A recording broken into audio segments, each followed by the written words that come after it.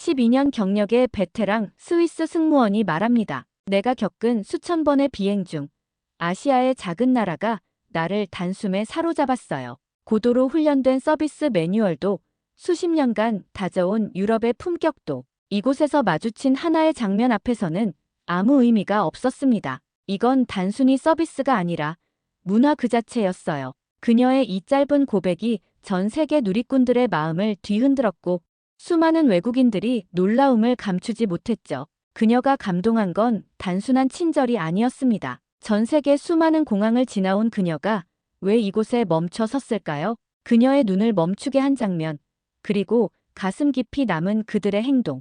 지금 그 이야기 바로 시작합니다. 사연 시작하기에 앞서 구독 버튼 한 번만 꾹 눌러주세요. 안녕하세요.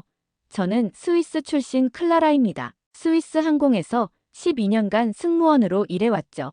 유럽과 북미 노선을 주로 담당했는데 이번엔 인천행 비행기를 타게 되었습니다. 한국은 처음이었지만 크게 기대하지 않았어요. 솔직히 아시아 노선만큼은 피하고 싶었던 게 사실이었습니다. 첫 아시아 노선이었던 취리 상하이 비행은 정말 악몽 같았거든요. 비행기 탑승 게이트부터 이미 아수라장이었죠. 중국인 승객들이 줄도 서지 않고 우르르 몰려드는 바람에 질서라고는 찾아볼 수 없었습니다. 기내에서는 더 상상을 초월하는 일이 벌어졌죠. 큰 소리로 떠드는 건 기본이고 아이들이 복도를 뛰어다녀도 부모들은 나 몰라라 하더라고요. 기내식 시간은 정말 기가 막혔습니다. 음식을 흘리고 떨어뜨리는 건 애교 수준이었어요. 심지어 바닥에 침까지 뱉는 승객들을 보고는 눈이 돌아갈 뻔했죠. 그들이 내린 비행기 좌석은 쓰레기 더미로 가득했습니다. 12년 경력 동안 이런 광경은 처음이었어요. 이게 정말 비행기 아니 맞아 라며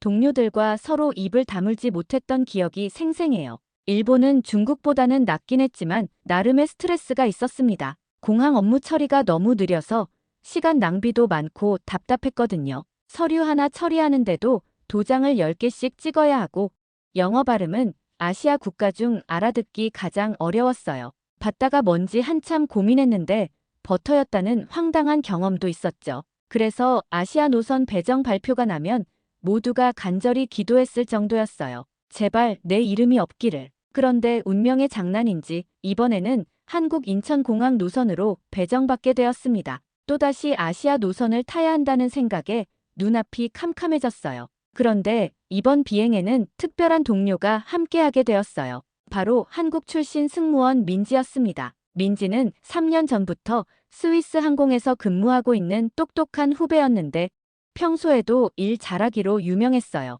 민지와 함께하면 적어도 일본에서처럼 발음을 못 알아듣는 일은 없을 테니까요. 그런데 이번 비행에서 민지가 좀 들뜬 모습을 보였어요. 오랜만에 한국에 가는 거라 그런가 보다 했습니다. 선배, 우리나라 가는 거예요.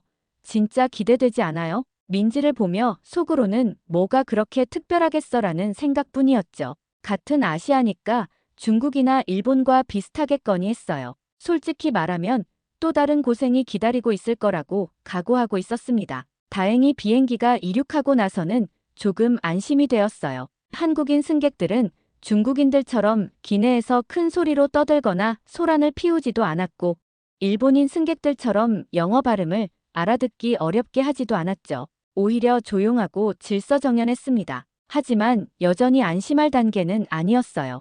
일본 공항 입국장에서 겪었던 그 답답했던 기억들 때문이었죠. 마음 한구석에는 불안감이 남아있었어요. 설마 한국도 일본처럼 복잡하고 느릴까 하는 걱정이 머릿속을 맴돌았습니다. 같은 아시아 국가니까 비슷할 거라는 선입견을 떨쳐낼 수가 없었어요. 마침내 인천공항에 발을 들여놓는 순간 제 예상은 완전히 빗나갔습니다. 우와, 정말 다르네 라는 말이 방심한 틈을 타고 저도 모르게 튀어나왔어요.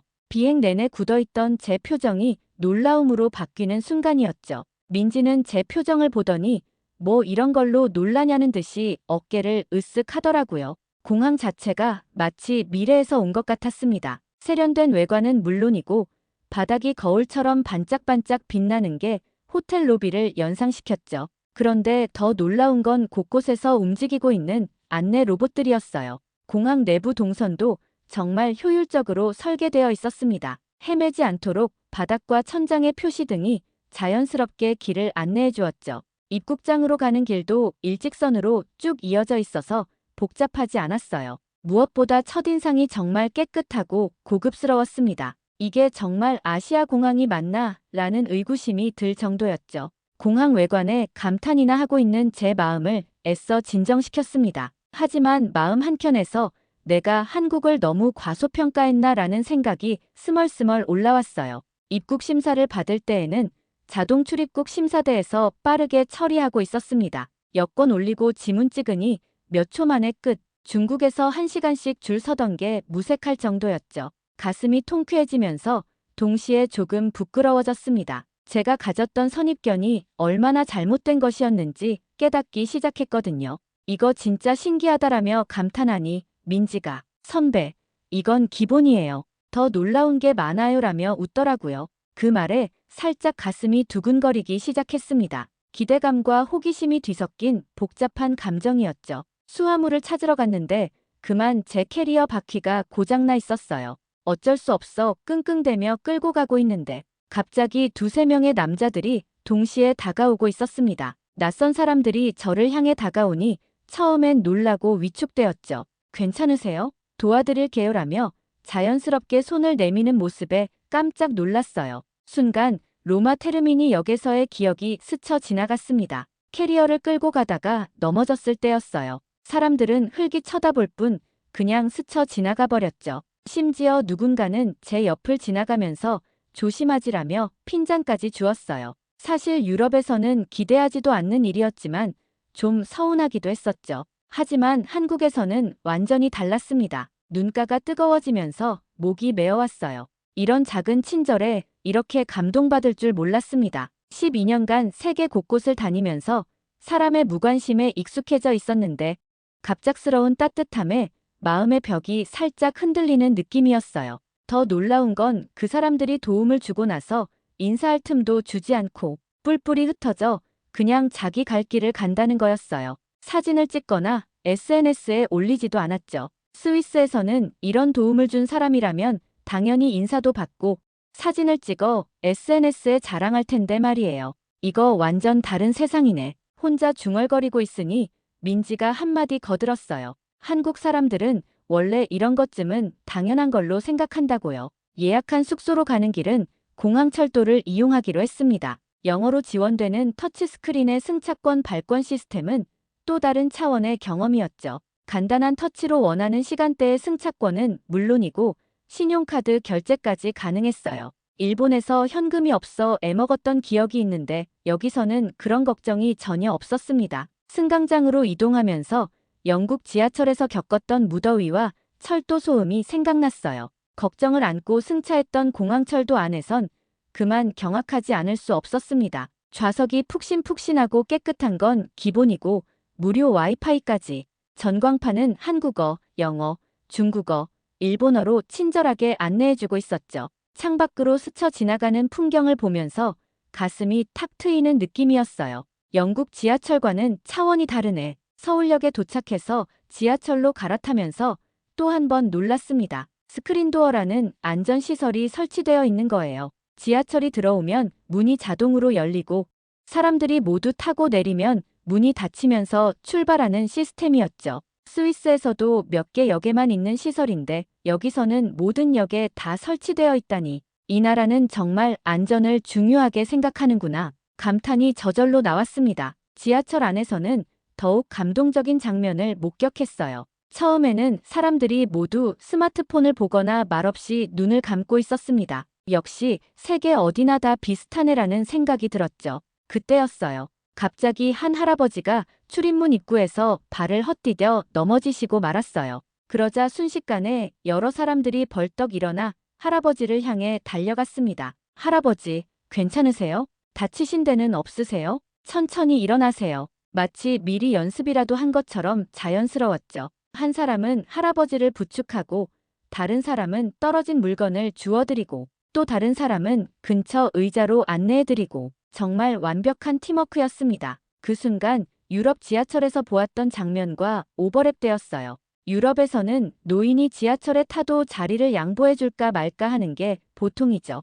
대부분 못 본 척 외면하거나 스마트폰만 보면서 모른 척 하니까요. 어쩌다 양보하는 사람이 있어도 한두 명 정도랍니다. 그것도 주저하면서 마지못해 하는 경우가 대부분이었죠. 그런데 여기서는 정반대였습니다. 무심한 듯 스마트폰을 보거나 자기 일에만 집중하고 있는 것 같았는데 할아버지가 넘어지시는 순간 마치 약속이라도 한 것처럼 모두가 동시에 벌떡 일어나서 도와드렸어요. 그리고 할아버지를 안전하게 도와드린 후에는 아무 일 아니라는 듯 자연스럽게 각자 자리로 돌아갔죠. 가슴이 뭉클해지면서 눈물이 핑 돌았어요. 사람이 이렇게 따뜻할 수도 있구나 생각하니 마음 깊은 곳에서 감동이 밀려왔습니다. 12년간 차가운 세상에서 쌓여있던 마음의 얼음이 조금씩 녹는 느낌이었죠. 한국은 이런 자연스러운 배려가 일상인 나라였어요. 호텔에 도착해서 짐을 풀고 창밖을 보니 밤 11시가 넘었는데도 거리는 활기에 차 있었습니다. 특히 젊은 여성들이 혼자서도 편안하게 걸어다니는 모습은 정말 인상적이었어요. 스위스도 치안이 안전하기로 유명하지만 늦은 밤에는 조심하라고 하거든요. 특히 유럽 노선을 담당했을 때 밤에 혼자 돌아다니지 않는 것은 철칙과도 같았습니다. 소매치기나 여성을 노리는 범죄 위험 때문이었죠. 그런데 여기 사람들은 전혀 걱정하는 기색이 없었어요. 민지에게 밤에 혼자 다녀도 정말 안전하냐고 물었습니다. 네, 안전해요. 선배 우리도 한번 나가볼까요? 라고 하더라고요. 마음 한편으로는 조심스러웠지만 다른 한편으로는 정말 궁금했어요. 이 나라의 밤거리가 얼마나 안전한지 직접 확인해보고 싶었거든요. 거리를 걷는 사람들은 하나같이 여유로워 보였습니다. 누군가는 통화를 하며 웃고 있었고 또 누군가는 이어폰으로 음악을 들으며 걷고 있었죠. 한밤중임에도 불구하고 마치 나처럼 안전해 보이는 이 광경이 너무 신기했습니다. 거리 곳곳에 CCTV가 설치되어 있고 가로등도 밝게 켜져 있었습니다. 경찰서와 지구대도 자주 보여 더욱 안심이 되었죠. 게다가 늦은 밤인데도 거리 곳곳은 네온사인과 가로등이 밤을 밝혀주고 있었어요. 서울의 야경과 네온사인에 정신이 팔려있던 중 그만 실수로 핸드폰을 떨어뜨리고 말았습니다. 그런데 하필이면 사람들이 많이 지나다니는 번화가였죠. 핸드폰이 바닥에 떨어지는 소리를 들으면서 순간 식은땀이 났어요. 이번에도 누군가 가져가겠구나. 바로 체념하게 되더라고요. 순간 니스에서의 악몽이 떠올랐습니다. 사진을 찍어달라고 부탁했던 그 사람이 제 카메라를 들고 그대로 달아났었죠. 그때 느꼈던 당혹감과 허탈함이 아직도 마음 한구석에 남아있어요. 여기도 마찬가지라고 생각했습니다. 특히 길에 떨어진 물건은 바로 주워가 버리니까요. 그런데 제가 바닥에 떨어진 핸드폰에 손을 뻗는 순간 놀라운 일이 벌어졌어요. 지나가던 사람이 핸드폰 떨어뜨리셨어요 라며 주워서 건네주었습니다. 그것도 한 명이 아니라 3명이 동시에 주우려고 했죠. 그 순간 가슴이 벅차올랐어요. 눈물이 핑 돌면서 목이 메어왔습니다. 이런 사람들이 아직 세상에 있구나라는 생각에 마음이 따뜻해졌어요. 그동안 제가 얼마나 사람들에 대해 부정적으로 생각하고 있었는지 반성하게 되었죠. 얼마 걷지 않았는데 편의점이 보였습니다. 편의점에 들어갔을 때도 깜짝 놀랐어요. 24시간 운영하는 것도 놀라운데 이곳은 마치 백화점의 축소판 같았죠. 편의점에서는 정말 없는 게 없을 정도로 다양한 물건들을 판매하고 있었어요. 심지어 택배 발송, 교통카드 충전, 간단한 식사, ATM 이용까지 가능하다고 해서 깜짝 놀랐습니다. 한국에는 5만 5천 개가 넘는 편의점이 있으며 이는 전 세계 맥도날드 매장 수보다 많다고 해요. 우리는 삼각김밥과 컵라면을 집어들고 테이블에 자리를 잡았어요. 컵라면에 물을 붓고 삼각김밥도 모양이 흐트러지지 않게 조심스럽게 포장지를 뜯었습니다. 컵라면과 삼각김밥은 정말 꿀조합이었죠. 시간이나 장소에 구애받지 않고 간단한 식사를 할 수 있는 게 너무 부러웠어요. 이렇게 편리한 나라에서 살면 얼마나 좋을까라는 생각이 들었습니다. 스위스도 선진국이지만 이 정도로 편리하지는 않거든요. 처음으로 나도 이런 곳에서 살고 싶다는 생각이 들었죠. 호텔로 돌아오는 길에 민지가 해준 말은 더 충격적이었습니다. 한국의 카페에서는 사람들이 자리를 맡아두려고 가방, 핸드폰, 노트북 같은 비싼 물건들을 테이블에 그냥 놓고 주문하러 간다는 거예요. 여기저기 테이블마다 주인 없는 가방과 노트북이 덩그러니 놓여 있다는 거죠. 그런데도 아무도 훔쳐가는 사람이 없다고 했습니다. 유럽에서는 잠깐만 자리를 비워도 물건을 도난당하기 일쑤인데 한국에서는 아무도 가져가지 않는다는 게 믿어지지 않았어요. 택배 문화에서도 이런 높은 시민의식이 드러난다고 했습니다. 코로나 이후 비대면 배송으로 현관문 앞에 택배를 놓고 가도 자기 물건이 아니면 절대 가져가지 않는다는 거예요. 심지어 다른 사람의 물건이 잘못 배송된 경우에는 직접 택배기사에게 전화를 걸어 알려줄 정도라니 말 다했죠. 서로를 믿고 배려하는 사람들이 이렇게 많다니 마음 깊은 곳에서 아시아 국가, 한국에 대한 편견들이 무너지고 있었습니다. 다음 날 점심에 민지와 함께 삼겹살을 먹으러 갔을 때는 또 다른 놀라움이 기다리고 있었어요. 식당에 들어가자마자 직원분이 환하게 웃으며 어서 오세요 라고 인사해 주셨죠. 그런데 자리에 앉기도 전에 시원한 물을 테이블에 가져다 주었습니다. 물값은 얼마예요? 라고 물어봤더니 무료예요 라는 대답이 돌아왔어요. 순간 제 귀를 의심했습니다. 유럽에서는 식당에서도 물은 돈 내고 사 먹는 게 당연한데 여기서는 공짜라니요. 게다가 리필도 된다는 말에 이런 게 진짜 서비스구나 라는 생각이 들었습니다. 더 기가 막힌 건 주문하지도 않은 반찬들이 테이블 가득 나온 거예요. 신선한 야채와 김치, 콩나물, 시금치, 무, 마늘. 정말 다양한 반찬들이 색깔별로 예쁘게 담겨서 나왔죠. 제가 당황해서 주문한 적 없다고 하니 직원분이 기본으로 제공되는 반찬이라는 거예요. 더 드시고 싶으시면 말씀하세요. 가슴이 벅차올랐습니다. 이런 후한 인심을 어디서 경험해 봤겠어요. 눈가가 뜨거워지면서 이런 나라가 정말 있구나라는 생각에 감격했어요. 동시에 그동안 제가 경험했던 차가운 서비스들이 떠올라서 대비가 더욱 극명하게 느껴졌죠. 삼겹살이 나왔는데 어떻게 먹는지 몰라서 완전 멘붕이 왔어요. 고기 굽는 건 알겠는데 그 다음이 문제였거든요. 당황해서 이리저리 두리번거리고 있는데 민지가 당황하는 제 모습을 보고는 삼겹살은 처음이시죠? 제가 하나 싸드릴게요라며 상추를 들었습니다. 민지가 상추에 고기와 여러 반찬들을 정성스럽게 올려서 쌈을 만들고 있었죠. 이렇게 한 입에 드세요. 이게 진짜 한국 맛이에요. 민지가 건네는 쌈을 받아드는 순간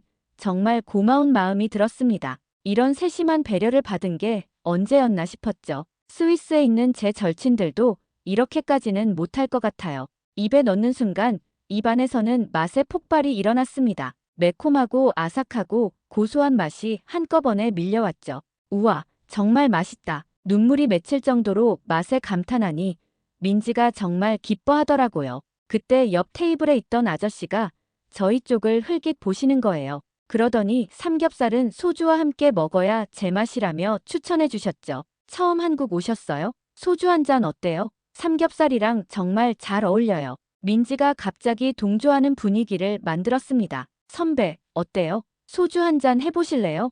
호기심에 한 잔만 마셔보기로 했어요. 옆 테이블 아저씨는 잘 선택했다며 엄지손가락을 치켜 세우셨죠. 정말 자연스럽고 따뜻한 분위기였어요. 낯선 외국인에게 이렇게 친근하게 대해주시다니 뜻밖이었어요. 가슴이 뭉클해졌습니다. 민지야, 너희 나라 사람들 왜 이렇게 친절해라고 물었더니 선배, 그냥 당연한 거예요. 맛있는 것 같이 나누는 게 자연스러운 거예요 라고 했습니다. 그 말을 들으면서 가슴이 더욱 따뜻해졌어요. 이런 게 바로 문화구나 싶었거든요. 점심 식사를 마치고 경복궁으로 향했습니다. 그곳에서는 또 다른 감동이 기다리고 있었어요. 도심 한복판에 이런 웅장한 궁궐이 있다는 것에 놀라웠죠. 더 신기한 건 한복을 입고 즐겁게 사진 찍고 있는 사람들이었습니다. 한복 입고 경복궁을 거닐고 사진으로 남기는 게 자연스러워요. 전통을 일상처럼 즐기는 거죠. 민지의 설명을 들으면서 가슴이 뭉클해졌어요. 전통과 현재가 이렇게 자연스럽게 어우러진 모습이 너무 아름다웠거든요. 스위스에서는 전통 의상을 입는 건 특별한 축제 때뿐인데 여기서는 일상이라니. 민지와 함께 경복궁 앞에서 기념사진을 찍고 싶어 주위를 둘러봤습니다. 셀카봉으로는 경복궁의 아름다운 배경이 다 담기지 않았거든요. 유럽에서는 사진을 부탁하면 대부분 거절 아니면 돈을 요구하는 경우가 많죠. 때로는 사진을 찍어준다면서 핸드폰을 그대로 들고 달아나기도 합니다. 사진 한 장에 5유로를 요구하는 사람들도 있어서 항상 조심스러웠어요. 마침 한복을 입은 젊은 커플이 근처를 지나가자 용기 내어 부탁해봤어요. 어색한 표정으로 사진을 부탁하자 그 커플은 환하게 웃으며 흔쾌히 승낙했습니다. 그런데 여기서 정말 놀라운 일이 벌어졌어요. 제가 건넨 핸드폰을 자연스럽게 봤더니 정성스럽게 사진을 찍어주는 거예요. 마치 전문 사진작가처럼 여러 각도에서 세심하게 신경 쓰는 게 보였습니다. 사진을 찍는 내내 그 커플의 진심 어린 친절에 가슴이 따뜻해졌습니다. 촬영을 마치고 나서도 사진이 잘 나왔는지 함께 확인하고 마음에 들지 않으면 다시 찍어주겠다고 했죠. 한국 여행을 즐겁게 하라며 환하게 웃어주는 모습에 눈물이 핑 돌았어요. 정말 감사합니다라고 인사하며 저도 모르게 미소가 지어졌습니다. 이런 무조건적인 친절을 받아본 게 언제였나 싶어서요. 돈을 요구하지도 않고 귀찮아하지도 않고 오히려 더 좋은 사진을 찍어주려 노력하는 모습에 마음 깊은 곳에서 감동이 밀려왔죠. 한국 사람들에게는 이런 친절이 정말 자연스러운 일상인 것 같았거든요. 광장시장으로 발길을 옮겼을 때는 더욱 감동적인 일이 기다리고 있었어요. 시장에 들어서자마자 활기찬 분위기에 압도되었습니다. 떡볶이, 김밥, 빈대떡, 순대 등 다양한 먹거리 냄새가 코끝을 자극했고 곳곳에서 상인분들의 정겨운 목소리가 들려왔어요. 놀라운 건 정말 많은 외국인 관광객들이 있다는 것이었어요. 유럽, 미국, 일본을 비롯해 세계 여러 나라에서 온 관광객들이 한국 음식에 푹 빠져있는 모습을 보니 신기했습니다. 알고 보니 광장시장이 외국인들에게 유명한 관광 명소라고 하더라고요. 민지의 추천으로 빈대떡을 먹어보기로 했어요. 주름진 얼굴에 미소를 머금고 계시던 빈대떡 가게 할머니가 저를 호기심 어린 눈으로 바라보셨죠. 민지가 스위스에서 왔다고 소개해드리자 할머니께서 눈을 동그랗게 뜨시며 아이고 그 먼 데서 왔네라고 하시더라고요. 빈대떡을 주문했는데 할머니께서 갓 부쳐낸 뜨거운 빈대떡을 접시에 담으시면서 갑자기 하나를 더 올려주셨습니다. 멀리서 왔는데 이것만 먹으면 안 되지 많이 먹어요라며 푸짐하게 담아주셨어요. 처음 보는 외국인에게 이렇게 넉넉하게 베풀어 주시다니 할머니의 따뜻한 미소와 자상한 손길에서 스위스에 계신 할머니의 포근함을 느꼈어요. 감사합니다. 정말 감사합니다. 어색한 한국말로 겨우겨우 말씀드렸더니 할머니는 뭘 고마워해.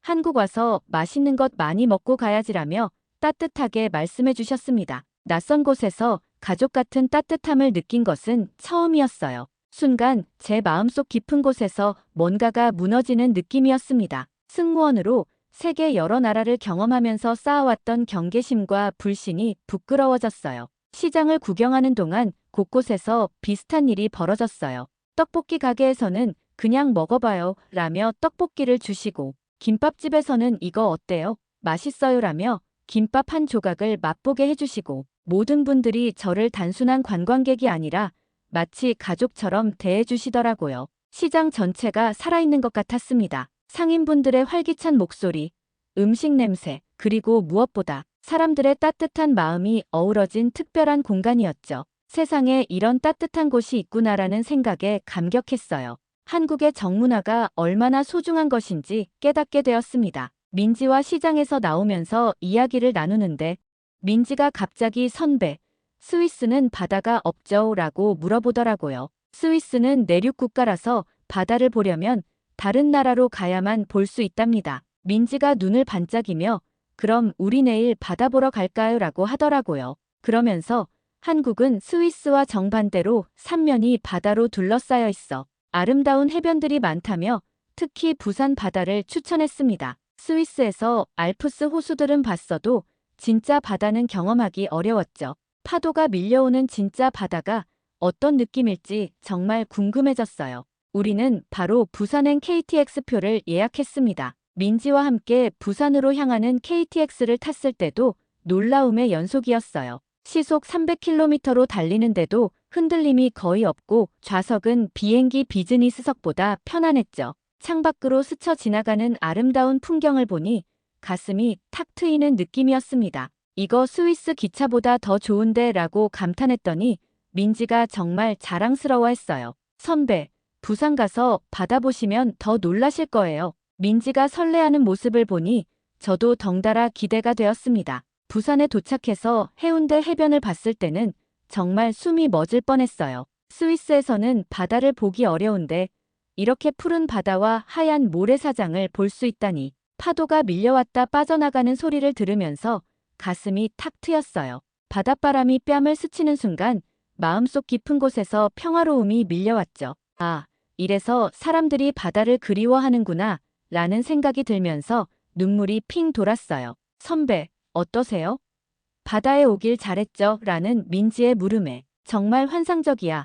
이런 풍경을 매일 볼 수 있다니 너무 부러워 라고 대답했어요. 마음 한구석에서는 이런 곳에서 살면 얼마나 행복할까라는 생각이 들었죠. 자갈치 시장은 또 다른 차원의 경험이었습니다. 살아있는 생선들이 펄떡펄떡 뛰는 모습을 보니 정말 신기했어요. 스위스에서는 살아있는 해산물을 보기도 어려운 데다 가격도 엄청 비싸거든요. 그런데 한국에서는 이렇게 신선한 해산물을 저렴하게 맛볼 수 있다니 놀라웠죠. 사실 저는 생선을 날로 먹는다는 게 좀 무서웠어요. 스위스에서는 생선을 꼭 익혀서 먹거든요. 그런데 민지가 선배, 한국 와서 회 안 먹고 가면 후회해요. 정말 맛있어요. 라며 계속 추천하더라고요. 결국 용기를 내서 생전 처음 생선회에 도전해보기로 했습니다. 시장 아주머니가 방금 잡아올린 생선으로 회를 떠서 주시는데 투명하고 탱글탱글한 모양새가 정말 신선해 보였죠. 조심스럽게 한 점을 집어서 입에 넣는 순간 생각했던 것과 완전히 달랐어요. 바다의 짠맛과 비린내를 예상했던 것과는 다르게 은은한 단맛이 입안에 퍼졌습니다. 게다가 쫄깃쫄깃한 식감은 정말 신기했어요. 우와, 이게 회 맛이구나. 저도 모르게 감탄하며 쉬지 않고 먹고 있더라고요. 이 모습을 지켜보던 아주머니가 흐뭇해하시면서 다른 생선회를 서비스로 주셨습니다. 그러고는 많이 먹어라, 몸에 좋다라고 하시더라고요. 그리고 생선 뼈와 머리로 끓인 뜨끈한 매운탕까지 서비스로 내어주셨습니다. 게다가 각종 반찬들까지 함께 나와서 정말 푸짐한 한상이 되었어요. 넉넉한 인심과 따뜻한 마음씨에 가슴이 또다시 벅차올랐습니다. 부산 거리를 걸으면서도 계속 놀라운 일들을 목격했어요. 평소에는 사람들이 각자 바쁘게 다니는 것 같았는데 누군가 도움이 필요한 순간이 오면 어디서 나타났는지 여러 명이 동시에 나서더라고요. 한 할머니가 무거운 짐을 들고 계단을 올라가고 계셨는데 지나가던 젊은 사람들이 번개처럼 달려가서 자연스럽게 도와드렸습니다. 할머니, 제가 들어드릴게요. 천천히 올라오세요. 조심하세요. 또 길을 잃고 헤매는 외국인을 본 대학생이 자기가 가는 방향과 반대임에도 불구하고 직접 목적지까지 안내해주는 모습도 목격했죠. 그런 모습들을 보면서 가슴이 뭉클해졌습니다. 이런 사람들과 함께 살고 싶다는 생각이 저도 모르게 간절하게 들었거든요. 내가 한국을 몰라도 너무 몰랐구나 하는 반성도 했습니다. 민지야, 너희 나라 정말 특별하다. 사람들이 이렇게 따뜻할 수 있다니 라고 말하니 민지가 선배, 우리나라 어때요? 마음에 들어요?